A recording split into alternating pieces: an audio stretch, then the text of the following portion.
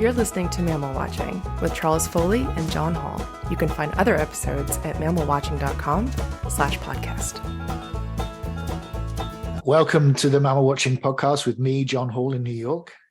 And me, Charles Foley in Minneapolis. John, welcome back. You came back recently from Chad, and that is going to be what we talk about today.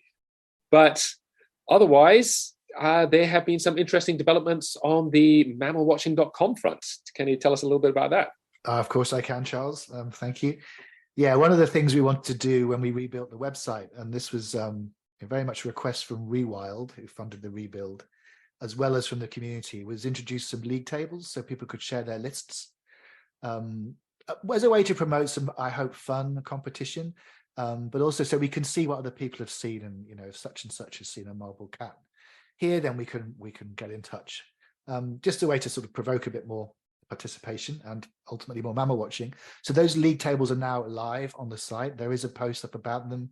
You can see them linked on the homepage. There's a picture of a weasel in a set of 6 boxes in the middle of the homepage. You can click on that and there's instructions. I've even made a geeky little video on how to do it, but all you need to do really is create a list, preferably using the standardized taxonomy I'm trying to sell to the world. Save it as a PDF and upload it, that list, and then you will take your place in the tables. Please add your list quickly, because I'm embarrassed to be top of both the cat and primate list tables at the moment. I don't really know why.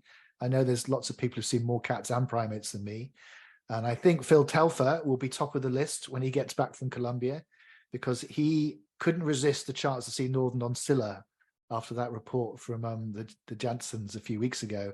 So he was just in Colombia, and he went for 5 days specifically to twitch the Northern Oncilla, and he saw it on his last morning and hours before he had to leave to get his flight. So you can imagine the stress and then the ecstasy of that sighting. So Phil is now, I think, on 37 or 38 of the world's 40-something cats. So he's doing very well. Yeah, so, I'm trying to think of which he hasn't seen now. Marbled cat is one, African golden cat, Asian golden cat. They'd be 3, I think, but there'd be a bunch of others as well, obviously. Yeah, those golden cats are tough. And so with these league tables, if you send in the PDF, does it actually sort of read that and tally it up, or how does it work? No, unfortunately, we're not that sophisticated. You need to log in, fill out a form, put your total in, and then you upload the PDF just as background. And it could be, you could have it, if you keep a list in Word, save it as a PDF, as a Word document. There's Excel files on the site that you can go and actually put one next to all the ones you've seen, and it will do the totaling for you. But you'll then have to type that total into the form you fill in and attach your PDF, and away you go. Right. Yeah. Well, it'll be interesting to see what pops up, and if someone that none of us have ever heard about all of a sudden comes and says that he's seen most of the world's primates or cats, etc., we might be in for a surprise or two. I know, it'll be interesting, and then we can promptly block that person if they've seen more than we think is fair. Of course. So, and John, you have been reaching out to talk a little bit about GPS records for rare mammal species, and you've a number of concerns about this. Do you want to elucidate that a little bit? This is it's a perennial issue that crops up, and it's cropped up again recently in a couple of ways. And it's this idea of how much detail should we give in trip reports about certain species, particularly GPS locations for sensitive species and species that might be poached. I'm thinking things like pangolins and rhinos, but almost any species, I suppose, could be at risk from some people. On the one hand, there's this idea that the easier we make it to see species, the more trips and mammal watching there'll be, and the more people in an area, the safer the species is. But at the same time, if we give very precise locations for a species that doesn't move around very much, then it makes it a sitting duck. If there's anyone out there with bad intentions who wants to collect it or wants to eat it or take its scales or horn and sell them as medicine. So it's a perennial question. I'm not sure there's an easy answer, but what do you think, Charles? Is there an answer? Yeah, again, really tough, isn't it? I know that there are some groups of animals that really perhaps are at more risk than others. And I think the reptiles, for instance, I have heard of cases where someone will publish the sighting of a new species of reptile, and within a few months, there will be collectors in that area taking them out. But, it's easier to traffic in reptiles, and, they're easier to smuggle, etc. With the mammals, I think there are certain species, again, which are probably worth sort of keeping a bit quiet about. So the ones that get trafficked, rhinos, certainly, pangolins, again, that really can be an issue. How much it actually happens, how much are poachers actually looking at social media and actually saying, oh, there's big elephants over there, I'm going to go and shoot those, etc. I don't know. But to be honest, if I did take a picture of, let's say, of a large elephant and it was shot as a result of me putting a picture on social media, I'd be absolutely horrified. And so I think that probably the best thing to do is just use your discretion. And if you are in an area where you're seeing animals that could potentially be at risk, then perhaps don't put them up online. And certainly if you're going to post any pictures, strip out all of the data from the pictures so that people can't determine where exactly you took the photo. Yeah, no, I think that's right for sure. And it's interesting. I've so people have said this before to me about trip reports, and that report's got too much information. And I thought that, well, there's no poachers looking at mammal watching, but interesting you talk about reptiles. There was a report that went up from New Guinea a few months ago where the long-beaked echidna was one of the species that they saw, but the guy actually took the report down because, and he still needs to fix it, because he was getting questions from people about the reptiles he saw. He said from poachers wanting more information. So they are finding this stuff online for reptiles at least. And I suppose for me, there's two things. First of all, if someone has shown me a species, or I've been with a guide or in a local area where they've helped, then it's not my information to share. They're the custodians of the information. And I would always ask about how much detail is appropriate to put in my trip report. You can be very vague, you can be very precise, and they can guide you, I think, as to, they will know much better than we can speculate what the real risks are. I remember seeing giant pangolins in Gabon and wondering how much we should say about where we saw them. And the researcher there saying that people don't go out to try and search for a particular pangolin. They put up a net through the forest that's hundreds of meters long that just catches everything that crosses it. And they'll be full of dead duiker and things a few days later, but there'll be pangolins strung up in it. That's how they catch them, sort of drift netting. So it's getting that local insight, I think, and just be aware of the harm that you might cause. And it's, even if you find something yourself and it's, well done, great for you. If it's going to put the animal at risk, you can always say to people, look, get in touch with me, and I will give you personal information about this if I feel you're legitimate. Basically, you don't have to put it all up in your report and share it, because sometimes it can have effects. So as you say, if something happened to an animal we'd seen, and then because of a report, we'd feel absolutely terrible. I'm sure all of us.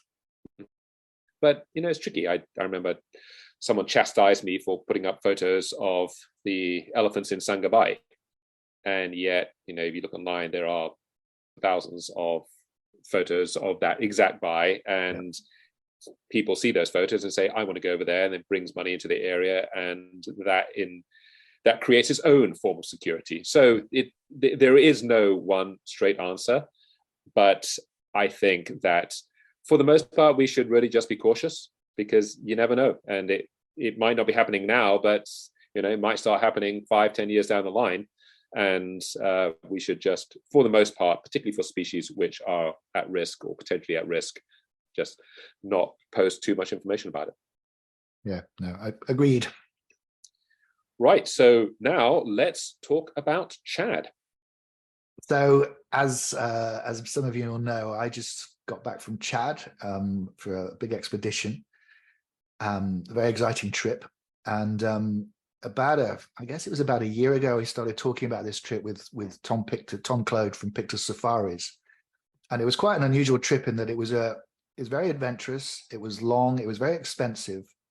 And there were possibly, for people who spent time in Africa, not so many new mammals to see on this trip. It was not so much of a tick fest, more of an adventure, especially to see the spectacle of large congregations of animals in the south of Chad in Zakouma, but extraordinary scenery as well in the Sahara, all sorts of good things. So I started thinking, well, who do I know who might be up for this?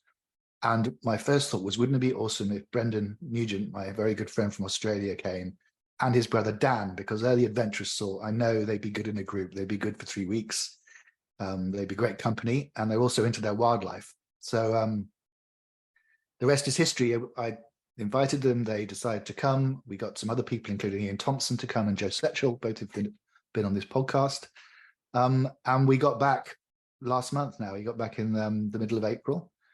And we thought it'd be nice to have a chat about the trip with Charles asking questions, because he hasn't been to Chad, so I'm sure he wants to know more.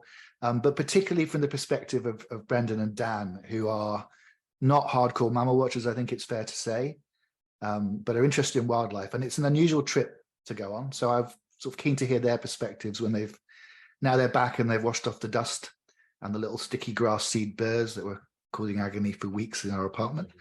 I'll just talk briefly about the trip. So it was 3 weeks. As I said, we flew to N'Djamena, the capital of Chad. And from there, we took a charter flight, a Cessna, up through, stopping at a place called Abetchi to get a refuel, and then into the Ended Massif, where we camped for a week. The Ended is incredible scenery. I'll share some photos with this podcast, but extraordinary scenery. It really is like another planet. These massive rock formations, very isolated, a few nomadic people. A spectacular place. And then from there we drove to the Ouadi-Rimé Faunal Reserve, which is the size of Scotland. It's the site where some of the very last Dama gazelles clung on. There were still 50 there when they set up the reserve. They've reintroduced scimitar-horned oryx there. This is the Sahara Conservation Fund. And they brought in addax as well, which used to live very close by. An extraordinary place, beautiful grassland, and lots of good animals. Very interesting story. And then from there, it was a long drive south to Zakouma National Park.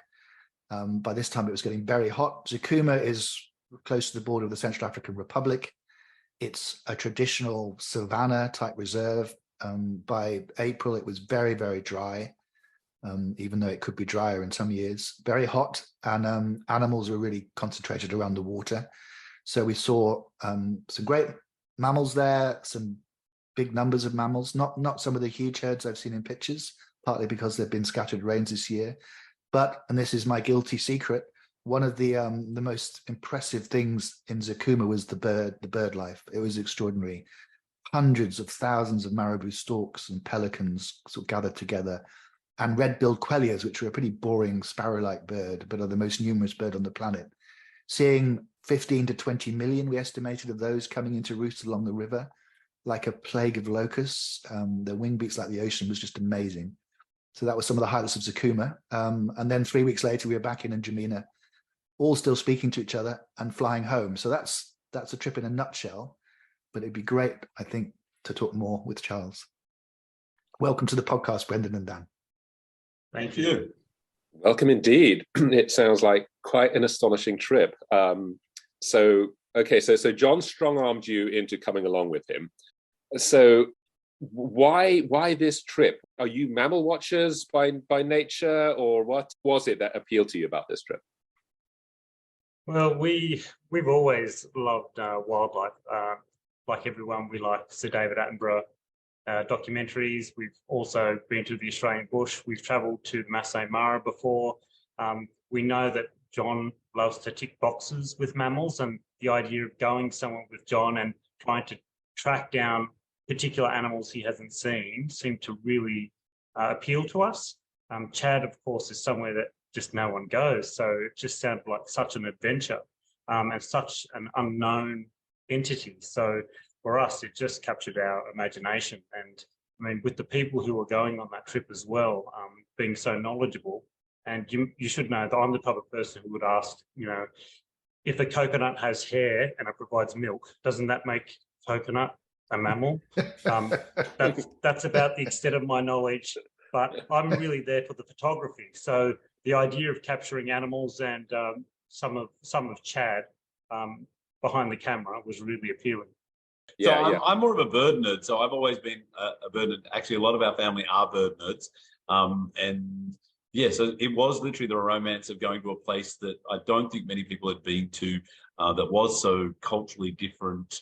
Yeah, it was, and the opportunity of doing it with someone like Pictus Safaris who knew what they were doing, and a bit more free and ad lib than, you know, the structured. I've been to Kruger and to Masai Mara and those sort of things. So that really appealed to us.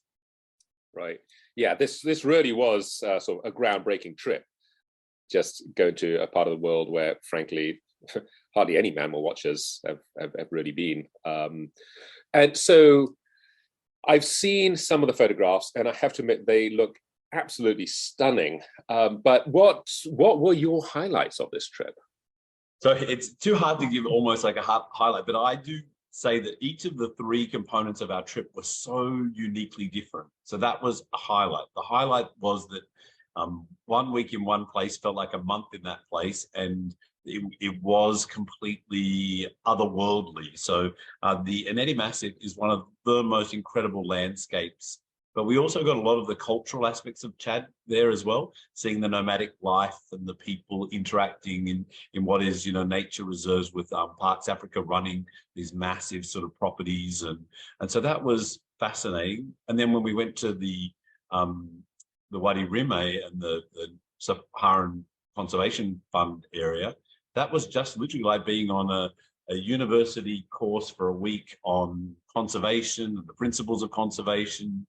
The people of the Saharan Conservation Fund were just so generous with their time. They took us on night drives. They allowed us to use their compound. They shared all their information with us about what they were doing and their passion. So that was incredible. And then I say that Zakouma is like safari on steroids. It was just from aardvark to leopard to serval. We just could not get enough, whether you're a bird nerd or a mammal watcher. It was awe-inspiring. And I say about servals, but Dan's comment.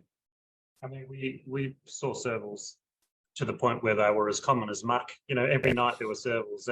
But you know, John mentioned the bird life there. And I guess where there's bird life, there are certain animals that are probably attracted to that, you know, predators. And so seeing so many servals, and even I got I was having trouble with my camera, but I got a great shot of the serval. And yeah, it was amazing.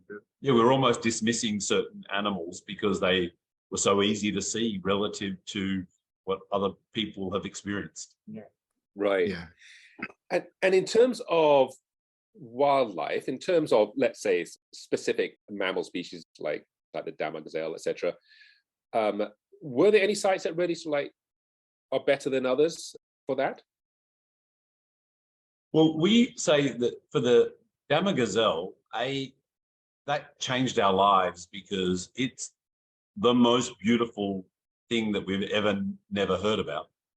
So we had not any concept of the Dama Gazelle, and it is the most incredibly beautiful, statuesque, gorgeous gazelle that made us passionate about the idea of we've got to save them.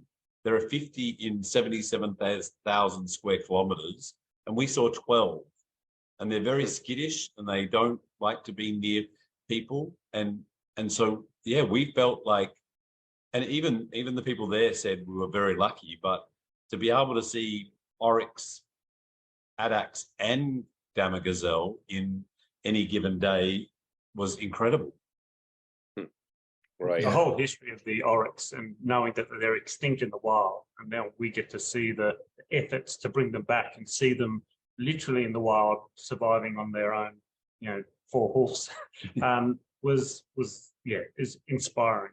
And that was that whole middle part of that trip was just inspiration after inspiration. So the Dama Gazelles that you saw, I know that they've brought in some new Dama Gazelles. Do you know, were you seeing some of the original ones? Were you seeing some of the reintroduced ones? So John can confirm, but we saw that they have some in a holding area that haven't been released. But no, we saw literally wild Dama Gazelle and originals, not introduced, not like, actually, John, have they even actually introduced them, or are they predominantly wild? I don't think so. So this I hadn't realized this till we got there, but that all the Dama Gazelles, my understanding is all the free roaming Dama Gazelles in Wadi are wild. They're some of the, one of the reasons that reserve was set up was there were so few there. And they used to be there in huge numbers, and now they're thought to be 200 left on the face of the planet wild. They put some in a pen to try and breed them up. I'm not sure if they were brought in from outside or they were captured, but yeah, the ones running around are all wild and fully wild, no doubt about it. I think for me, the sight that I remember most will be seeing the oryx moving through the long grass on our first afternoon there, because they are living wild for sure now. In fact, so much so that the guys in the Sahara Conservation Fund were saying there's moves now to change the listing from extinct in the wild to perhaps even vulnerable because they're doing so well. And it was one of those things where, would I count one of these oryxes when I see it? And as soon as I saw them, I just knew that's wild. I'm absolutely 100% very, very happy to add this to my list. And it's just beautiful to see. It's something I thought I'd never see. Just a line of oryx sort of disappearing into the grass with their horns poking up as the sunset. Absolutely magic. So that was a magical place for me. Right. And these are scimitar horn oryx, right? Yeah. Yeah. And they were the first group that we saw. We then showed the photos to the conservation people later, and they said that not a single one of them is introduced ones. They're all, it was a group of males that had been born there and literally formed pretty much a male group of young males. Yeah, we saw wild-born offspring of wild-born individuals, so they're really legit. The addax, I think, are not. They're still wild addax there, and they're reproducing, and I feel they were wild, but they're not doing as well. Maybe there's a lot too many ticks, and they're not really sure.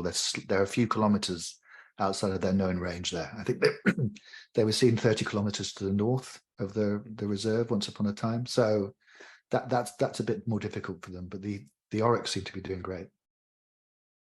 So let me take you back to the Ended Massif, because as John said, it looks otherworldly. These amazing valleys, and I encourage anyone to go and look on the Mammalwatching sites and see some of the pictures that John has posted on there from social media. So it looks like an astonishing place scenically. But what about mammals over there? What were you seeing in that area? Yeah, we saw some great foxes. So we saw Phoenix fox, we saw Rupel's fox, we saw pale fox, we saw striped hyena up there, lots and lots of the Jerboa, we saw gerbils, we saw the Cape hare? We even saw a desert hedgehog. I think seeing John find these gerbils and measure them and weigh them, and with the people from African parks was also a real joy. They're mammals I would not normally see. And of course, I was having a joke saying, "Are you sure the pygmy gerbil isn't just a baby?" Nigerian gerbil. Yeah, that's right. But no, we're seeing all these different varieties. Right basically on the doorstep of our camp was really, really fantastic as well. But I think it was a good place to start if you're going to go to Chad. I think if you're looking for mammals, definitely start up at the Ended, because it's a bit more of a challenge to find them, but it's a bit more exciting as well, because they're not as they're a bit more timid and they're hiding a bit more. And you can enjoy the landscapes in between finding some unique mammals. So you saw fennec, rupels, and pale fox all in one area. I did not know that they overlapped. That's remarkable. So which were the most common species over there? Yeah, so we saw all three of them in different sort of habitat, but definitely pale fox most common. And that was also partly because there were obviously pale fox with dens and things near our camp. And then fennec fox were the next most numerous, and we even saw during the day as well as at night. And we saw Rupel's fox in one different habitat. Right. Wow, that's amazing. So John, had you seen rupels before? Yeah, I've seen rupals before, and I'd seen fennec, never pale. Uh-huh. Rupals ought to have been quite common in previous years. There've been plenty there apparently, but we only saw one pair as we Right. were driving into camp, and I think Martin's group didn't find them. Mhm. But yeah, it's fox central over there, and striped hyena, and then we saw African golden wolves and spotted hyenas elsewhere, and side-striped jackal. Right. Okay. Wow, that sounds amazing. And the Ouadi-Rimé, that was primarily birding, or did you also see mammals over there?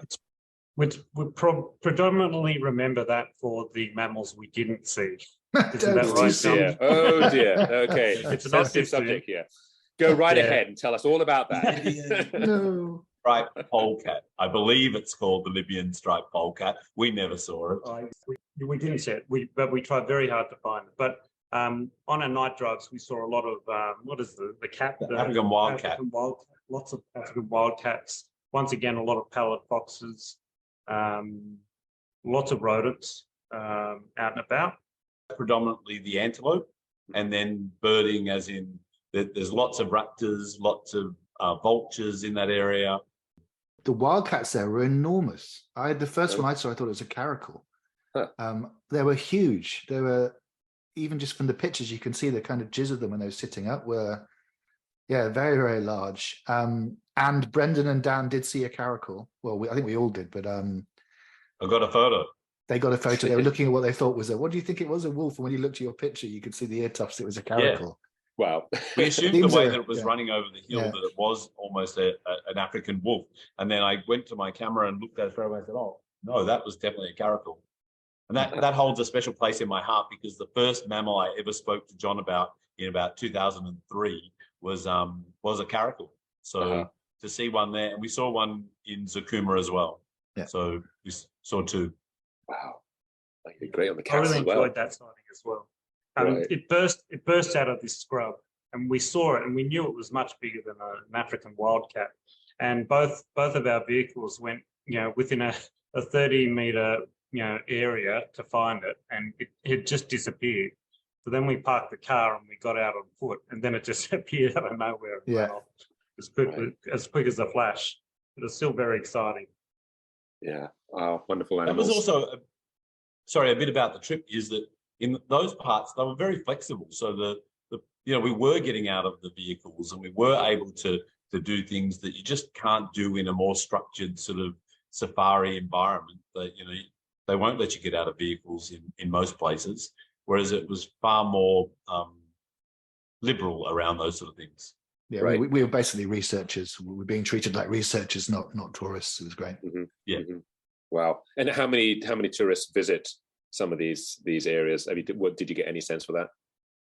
In Ouadi-Rimé, I think they may have one or two groups. It's not really for tourists. We're lucky to have been allowed to visit. Mhm. I know Tom's other group went there. I don't think anyone else might have been this year, probably. They're set up for conservation. They're thinking about, we were talking to about maybe you should start having a fee and encouraging tourists, and even put up a camp for them. And that's not really their main. They could see there was benefit in that, but it wasn't really their main aim. And in Ended, that is set up more for tourists. And because there's a lot of rock art there, too much in my opinion, and it's a sort of adventurous place for people, not just for mammal watchers. So they probably have, I'm guessing, 10, 12 groups a year, perhaps coming to the camp we were in, which is a sort of, every year it's set up in a different place, but it's a fixed camp. And for those, I guess, January, February, March, it'll be fairly busy. Right. Wow. So really exclusive. Yeah.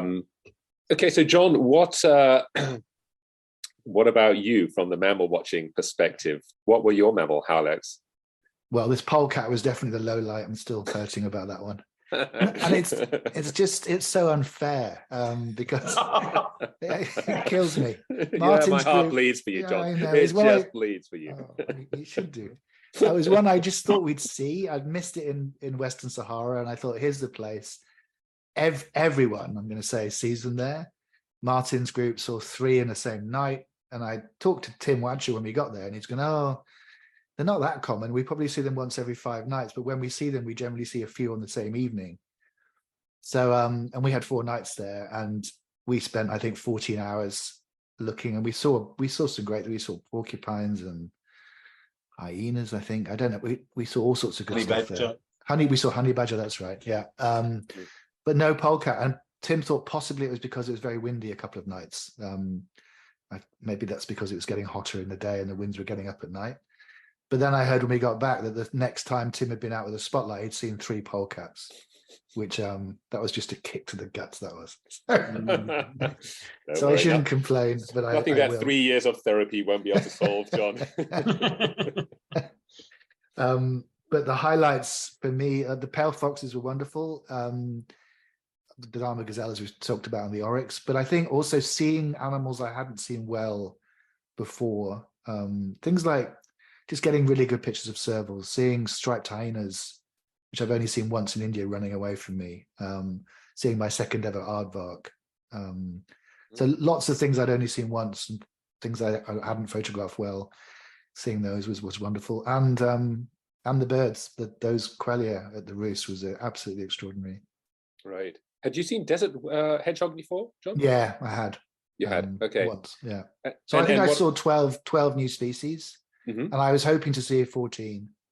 Right. So if I'd seen the polecat and the red flank duiker, which we also missed, I'd have been on target. But the duiker I don't care about so much, but the polecat, he doesn't care about so much, but he did drag us out for night after night after night, searching solely for the 6 hours like zombies with a torch, trying to but always in the wrong place because we couldn't get them. And we find, honestly, I think we must have seen 50 duiker in one night outside of the park, and it was almost like common. Yeah. I was like, amazing. Brendan's got a very, very big sort of megapixel camera, and it was just this fantastic secret weapon that I think we need on all mammal watching trips now, with Brendan wielding it because he's lightning fast. But we're driving along, and you get some eye shine or a vague shadow just at the edge of the spotlight, and normally it's like 10 minutes of what's that? I don't know. Can you get it? Can we get a bit closer? What is it? Brendan's like, click, zooms in on his camera without a flash, and it's got so much power. Oh, it's a common duiker. Let's go. And within seconds, it was really, really helpful. So he's got more pictures. He's probably photographed every common duiker in Chad. Right. You can do an individual-based study now. What species of camera do you have, Brendan? So I have a Nikon Z6 II, and I have the Nikon lens. It's the Nikon Z 100 to 400 mil lens. It's a mirrorless camera, and I think the real good thing about it is it's nighttime ISO. The lack of noise in its high ISO images is really low, so it makes it easier to identify animals in low light. So right, and that's without flash at all. So you need a spotlight on it, but no flash. Just that spotlight. Sometimes I didn't even need a spotlight on it. So if the moon was out a bit, I could do it with almost out the flashlight. I bought whatever Daniel told me to buy. Right. He spent my money wisely. Brendan describes his camera as a PhD camera, which he'll explain what that means. Press here, dickhead.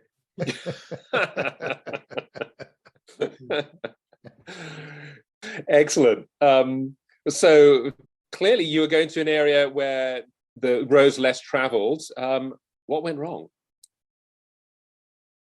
I had some photography equipment issues, and of course, when you've got 3 people or 4 people who are interested in photography, and they've all got longer lenses, and your lenses are a bit short, it makes it a bit difficult to try and get close enough to the animals to take a photo. So I felt like a bit of a spectator for a little bit. But really, I guess if I'm going to Chad and I'm hiring a car, I guarantee I'm getting carjacked day one. The actual trip itself went without a hitch. The Pictus Safaris did such a great job. From Woe to Go, we never felt unsafe. The locals were very friendly. They were waving to us. They were giving us directions. The people who we had hired to drive the cars were fantastic. They were all local people. They were all trying their very hardest to do what we wanted to do, which was to see the animals. The way they set up the camps each day and packed them up was just a well-oiled machine. So that aspect of it was faultless, really, and way above our expectations. The one thing that I probably would do differently is this whole idea of searching for animals night after night, just to see them, is probably, beforehand it really captured my imagination, but actually going through it, it felt like a grind to me. And I discovered that I'm more interested in the photography element and to actually, observe animals in their natural habitat, interacting with their environment and other animals, and then capturing that moment between them. So the few times at Tingha Camp where I walked down 50 meters to a watering hole and saw a lion or elephants, I mean, that was just one of the greatest thrills of my life. It was amazing. And, I'm talking about a lion that's 25 meters away from me. And just to sit there and watch it and to see how the other animals, are reacting, to hear the baboons calling, the olive baboons calling out their warning call. I mean, that's what I would be doing more of in another trip. Mm-hmm. Whereas I was the opposite, finding that when we had seen a whole bunch of things, but we were looking for a particular red-flanked duiker, so I found that really interesting, far more interesting than I thought I would, to be able to spend the evening, for example, looking for just one type of animal. I found that like almost my ticker box challenge, and I enjoyed that as well. Right. They had car troubles, but the guys were so good. They fixed any car trouble. We never sat for hours. It was really quite a seamless process. Hmm. The issue we also had was it's exhausting. It was harder than we thought and easier than we thought. The camping and the Pictus Safari people made it so easy for everything logistic, but for us, we were absolutely exhausted at the end of it in a great way. So, but far more sort of drained because of the heat and the time pressures and sleep deprivation and that sort of stuff. Yeah, and Brendan, I heard you had a good travel hack for using the pit toilets. Yes. So the great thing is that they tell you to bring in all the things to bring. They tell you to bring earplugs. So earplugs, because they're talking about, the lions mating next to your tent or the snorer, but they're incredible for a pit toilet. Snoring was John, whereas I used the earplugs after I'd used them, which has nose plugs for the pit toilet. So you basically stick your earplugs up your nose for when you go to the pit toilet, and it's perfect. So they'd see me wandering around with these yellow plugs sticking out of my nose. I never had a problem with the pit toilets, I can tell you that. They thought it was offensive. So, Brendan, obviously you have a twitching gene in you. Daniel, would you go on another mammal watching trip? Yeah, I would. But as I said, I think I mentioned earlier, I would probably take more time to do, if I could, game drives or go on walks where I can actually just observe animals and be a bit more patient, and just not all the time, maybe every second day, just take an afternoon off just to not just go through that grind of continually trying to find particular animals and just observe the ones that I've got in front of me. Right. But the answer is absolutely yes. I mean, I have to go back to Zakouma. I mean, it's very close to the top of my bucket list to see the Quelea again. Mm-hmm. And to do that very thing at Tingha Camp, to be able to walk, as I said, 50 meters in any direction and see elephants coming through the scrub is just wonderful. It's unique. Right. Yeah, it is that thing of, we both have FOMO. So it was our fear of missing out that meant that we did everything or tried to do everything. And towards the end, we then realized, okay, maybe this game drive I don't need to be on. But you know what happened though, don't you? When one of our colleagues basically decided to do their own game drive, that was the night we saw 2 leopards. Yeah. And I have to be very clear, the issue really was me. I didn't really know what I was getting myself into, but I've learned more about myself than I have about mammal watching, really. But that's fine. That's great. I will definitely do it again. Right. Yeah. I think this is one of the things of anytime you go on safari, even if you're going to safari in Kenya or Tanzania, etc., there is this go, and you're up before dawn every day. And, if you're sort of mammal watching, then you're out till late at night as well. And it is nice sometimes just to have the morning sitting around in camp and then let the animals come to you as opposed to going out and chasing them. Otherwise, it does get hugely tiring. I think, I don't know if it's Brendan or Dan, but this FOMO, fear of missing out, is exactly right. If I'd have been in charge, I would have not gone out for as long or as early in the afternoon and had more downtime. And then if no one's going out, I'd be fine. I wouldn't be sitting in my tent sort of cursing, well, we should be out looking. But if another vehicle's out looking, I just can't resist. I'm like, oh God, I'm going to miss something. And it's exhausting. So that's when it's nicer to be. And it was a different schedule it was a different pace, I think, in the other places. Well, in Ended, we weren't really chasing anything. We were just sort of bumbling around at night looking for things. And in Ouadi-Rimé, we were with Tim and we were taking it slow. And we were really helping him with his research. We were, if we saw an addax, can you get a picture of the ear tag on that? Is there something happening? And so that was more of the sort of pace I'm used to. But in Zakouma, it was very full on. It was 5 a.m. starts, sometimes out till 1 or 2 in the morning. But often going out in the afternoon at 3 o'clock, which was so hot. It was a kind of a bit of a waste of time, really, and we could have had a bit longer resting. Right. But hindsight's a wonderful thing.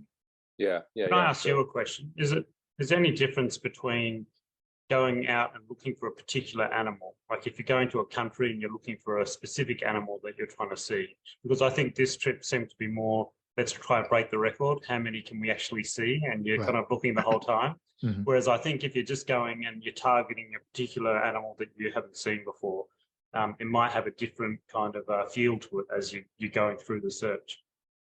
Yeah, I mean, you're much more focused on where you're looking, and there'll be a particular time of day and a particular areas. So you could be a lot more strategic and probably a lot slower. I mean, things like a snow leopard trip, where obviously the goal is, was one cat. You're spending all the time looking through scopes and walking slowly over mountains and setting up and scanning, and that's a much slower pace. This was indeed turned into a tick fest, which I guess I wasn't really expecting that. I enjoy it. I loved it. It's fun, but it did, because I think Martin had been out there before sending me updates in real time. It got my hormones are pumping through my veins. We've got to get to 70. Whereas no one before had seen more than 50. So yeah. I remember in Zakouma where our driver stopped the car and he said, I can see some tracks, and clearly a lion has dragged its kill across the road. And then we followed the tracks in the car, trying to creep through and trying to find where this lion is in the scrub. I mean, I found that particularly exciting as well. Yeah, that was very cool. Yeah. Mm-hmm. What was your final tally for the trip? Still figuring out some of the gerbils, but I think maybe 69, 70. Right. Right. Yeah. I mean, to be honest, as a mammal watcher, my most relaxing trips are places I've been to before and seen the animals. The worst are the ones where you've traveled a huge distance and paid a huge amount of money to try and find a mammal, and then all the pressure's on. I love the feeling when I finally see it, but I'm not really sure that I actually enjoyed that experience. Just try and enjoy the destination and not the journey. There you go. Yeah. So, but going back to the Quelea, it sounds as though it was amazing. And that, I have to admit, is one of the great sightings of the African bush. These millions of Quelea. I remember once sitting in my camp in Tarangire National Park, and there was an uninterrupted stream of Quelea flew by for 30 minutes, right? And that probably wasn't even that big a group. So from the sounds of it, you saw tremendous numbers of them. Yeah, we set up in a pretty good spot, but we all had our beers. This is one of those beautiful moments of Zen where we've got beautiful water in front of us, and we see a few birds come in, and then a few more, and then a score, and then they come in groups, and then suddenly we see that stream, that river of Quelea come in, and as they come in, the noise just increases and increases, and suddenly it's like the roar of the ocean, and it's coalescing with the murmuration of the Quelea. So it is a thrill, like it's the true sense of the word awesome. It's an experience. You have to experience it. Yeah, it's one of the best things I've ever done in my life, for sure. As a bird nerd, there's nothing better I can imagine even than seeing that. And I could go back every night just to try to get in a better position or a different perspective, or to see them landing, or to see them on the water or whatever. Yeah, it's amazing. no, amazing birds. Yeah, we once had some nesting next to our camp at night, and for that you really did need earplugs because it's just deafening. Yeah, it is. So they keep on going the whole night as well. Brendan and Dan. So, if you had any advice, if someone you knew was contemplating doing a similar trip, what would you say to them? Do it. Just do it. Get a bit Okay. Nike about yourself and just do it. Oh, yeah, I think it was fantastic. The other thing I'd like to say is that I would do it almost now anywhere, because if you think about the trepidation that we probably had unconsciously about Chad, it was genuinely a walk in the park with Pictus, because they did manage our expectations, so made us far more paranoid than we probably needed to be, but it made it far more safer and far more conscious, and we were better informed, I think, and therefore we had a fantastic time. But now, yeah, I'm thinking, what's the most dangerous country in the world? We need to go there, like Sudan. I mean, there's in a few weeks. Let's go. Come on. All right, let's do it. We can be blasé about it. I mean, Chad's one of those countries that can turn on a dime, but the fact is, Tom's knowledge made it so much more comforting for us. He knew the different security zones, what was happening in neighbouring countries, the history, the culture of the local people, and having that knowledge. I mean, we just wouldn't have been able to do it with ourselves. So I guess the advice we have to other people is to find a provider who has that experience and who can manage it for you. Another thing is nose plugs, as we've already discussed. Earplugs up the nose, that's good advice. And I think we started from Enedi and moved down to Zakouma at the end. I think that's the best way. That's the best way of doing it. Yeah, right. Yeah, I think that was definitely the best way. I don't think I would have enjoyed it half as much if we'd gone the other way. Yeah, but you make a very good point about, you need to get out to these places because they can change very quickly, and countries which are open and you think, I'll go there in a couple of years' time, and then bang, they close and you can't get in for the next 5-6 years. So yeah, seize the day, huh? For sure. Exactly.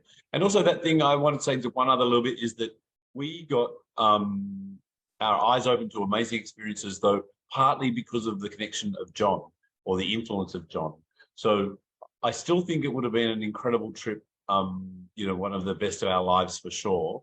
But the fact that traveling with a Mammalwatching, in inverted commas, sort of tour actually had that added benefit that Musa, who was the guy who came up to Ended Massif from African parks, was incredibly generous with his time and his knowledge, and learnt a lot with John as well. And so we did things that I don't think your average punter does.